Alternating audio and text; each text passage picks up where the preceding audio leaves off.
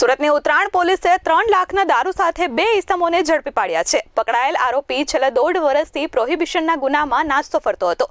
તેને જ પોલીસે દારૂ સાથે ઝડપી પાડ્યો છે।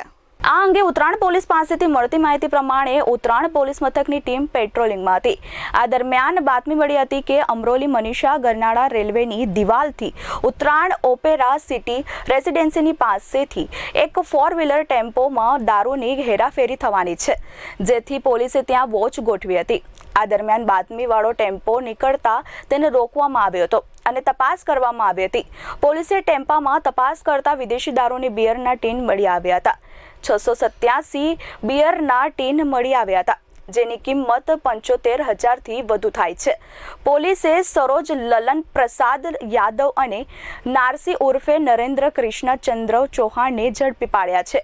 પોલીસે બિયરના ટીન અને અન્ય મુદ્દામાલ મળી 3 લાખથી વધુનો મુદ્દામાલ કબજે કર્યો છે। પકડાયેલ આરોપી વિરુદ્ધ ઉત્તરાયણ પોલીસ મથકમાં ગુનો નોંધવામાં આવ્યો છે। અત્રે ઉલ્લેખનીય છે કે નાસ્તો ફરતો આરોપી નારસી ઉર્ફે નરેન્દ્ર કૃષ્ણચંદ્ર ચૌહાણ વિરુદ્ધ ઉત્તરાયણ પોલીસ મથકમાં અગાઉ પણ દારૂનો ગુનો નોંધાયેલો હતો। પકડાયેલા આરોપીઓ ગુનાહિત ઇતિહાસ ધરાવે છે, જેમાં આરોપી સરોજ લલ્લન પ્રસાદ યાદવ વિરુદ્ધ ગણદેવી પોલીસ મથક, ડુંગરી પોલીસ મથક અને બારડોલી પોલીસ મથકમાં ગુનાઓ નોંધાયેલા છે, જ્યારે નાસ્તો ફરતો આરોપી નારસી ઉર્ફે નરેન્દ્ર કૃષ્ણચંદ્ર ચૌહાણ વિરુદ્ધ પૂણા, વલસાડ રેલવે પોલીસ અને સુરત રેલવે પોલીસ મથકમાં ગુનાઓ નોંધાયેલા હતા।